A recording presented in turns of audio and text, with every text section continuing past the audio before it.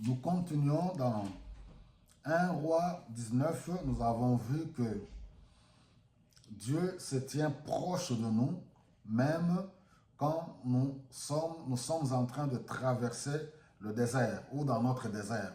C'est-à-dire dans des moments difficiles, dans des moments des inquiétudes, des dépressions, Dieu est là.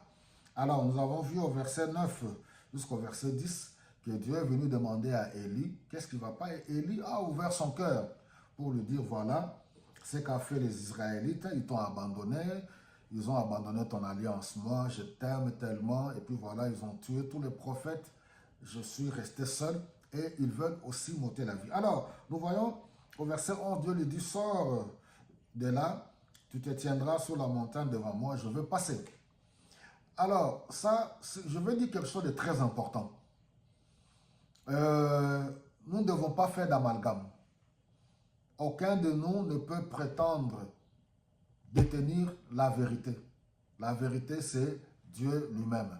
Mais nous essayons, voilà, par la grâce de Dieu, par l'Esprit de Dieu, de nous entraider. Comment Dieu se manifeste à Élie.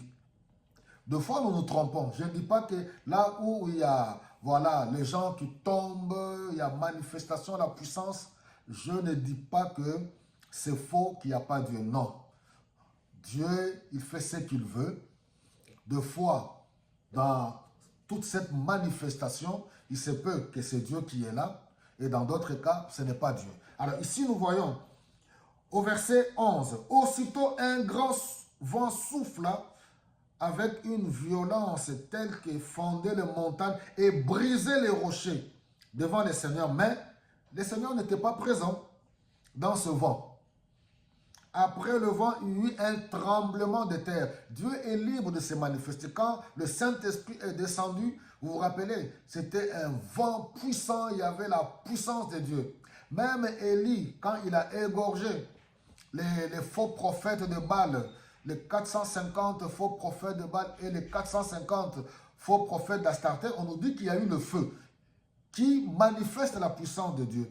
Mais on ne doit pas mettre Dieu dans une boîte pour dire que quand on voit le feu, que c'est Dieu. Quand on voit le vent, que c'est Dieu. Non. Mais on nous dit que dans ce vent, il n'y avait pas Dieu. Après le vent, il y eut un tremblement de terre. Mais le Seigneur n'était pas présent dans le tremblement de terre. Après le tremblement de terre, il y eut un feu. Mais le Seigneur n'était pas non plus présent dans le feu. Après le feu, il y eut un bruit d'un léger souffle. Dès qu'Élie l'entendit, il se couvrit le visage avec son manteau. Il sortit de la caverne et se tint devant l'entrée. Il entendit de nouveau une voix qui disait, « Pourquoi es-tu ici, Élie ?» Et Élie répondit de la même manière qu'il avait dit quand il était dans la caverne. Voilà, mes bien-aimés, c'est à nous, dans des circonstances personnelles, par rapport à notre intimité avec le Seigneur, par rapport à notre relation personnelle que nous avons avec Dieu, que nous allons détecter de quelle manière Dieu va nous parler. Que ce soit dans des moments où nous sommes, voilà, dans la gloire, où nous expérimentons les bienfaits de Dieu, les bénédictions, ou même dans des moments de difficultés, nous devons vraiment veiller, rechercher l'intimité avec l'Esprit de Dieu pour ne pas tomber dans la confusion et ne pas faire d'amalgame. Donc, c'est pour dire que quand il y a la puissance, on voit la force, les gens tomber, Dieu est souverain, il fait ce qu'il veut. Il peut être là ou ne pas être là.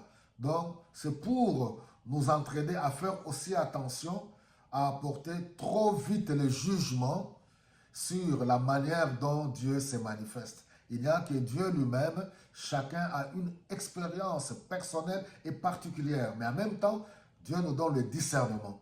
Voilà, mes bien-aimés, que Dieu se révèle à toi dans ce que tu traverses et qui te donne la capacité par le Saint-Esprit à pouvoir écouter et entendre la voix de Dieu. Soyez tous bénis.